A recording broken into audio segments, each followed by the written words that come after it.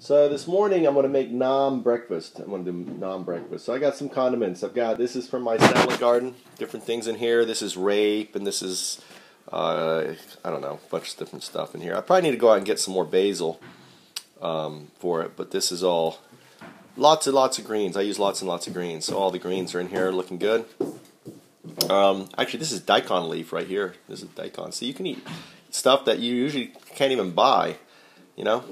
Daikon leaf is really good food there.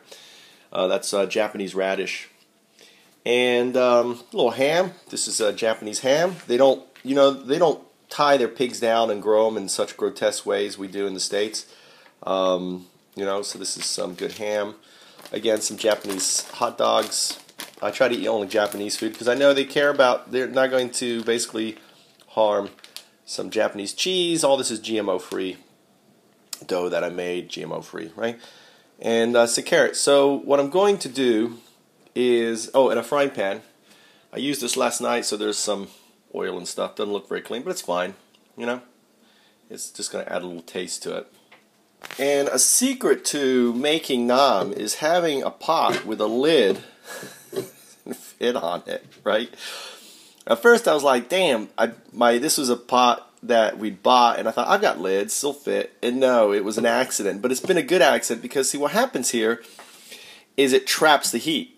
So it doesn't have to fill all the heat up here. You can get a lot hotter cook with it, right?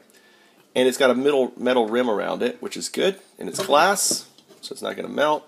Obviously, there's a hole there, right? So this is very important for making naan. I don't use this expensive oven. We bought this $1,000 oven, but I don't use it as much anymore.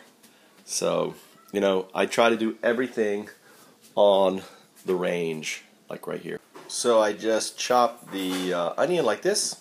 So I cut off a little bit of dough. And by the way, I keep the dough in a damp cloth. It's the best thing that I found in keeping dough. And then you just press it on here. Right? So all I did was press it down and then basically I'm making a hole for the egg. So there it is with the hole removed. Now what I could do is put flowers and put stuff on top, press it into the top too. So I've added it to the pan with the lid on it. I'm going to let it cook a little bit and then I'm going to add the egg in. So now what I've done is I've added the egg. I actually put a little olive oil under there and I put the egg down. I'll put this back on here. Right. We'll let it cook for a little bit. I've got it on like a 3, kind of a low heat,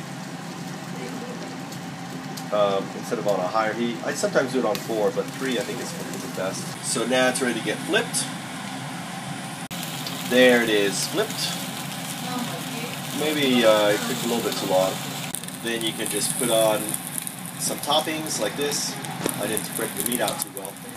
And then what I did was added cheese on it, cover it again, let it cook for a little bit longer, and it's done. So right when the cheese starts to melt, it's going to be done.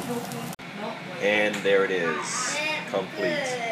Alright, the last one, the egg didn't come out soft. So what I'm going to do now is I'm going to actually flip it and then put the egg in. So actually cooking this way is a better way. Flip and then add the egg and then just a little topping, little hot dogs that I had cooking on there. Let's cut it open and see if it's going to be nice and runny. That's what I want. And that's runny. Maybe a little bit too runny for some people, but we eat raw eggs here in Japan, so it's perfect for us.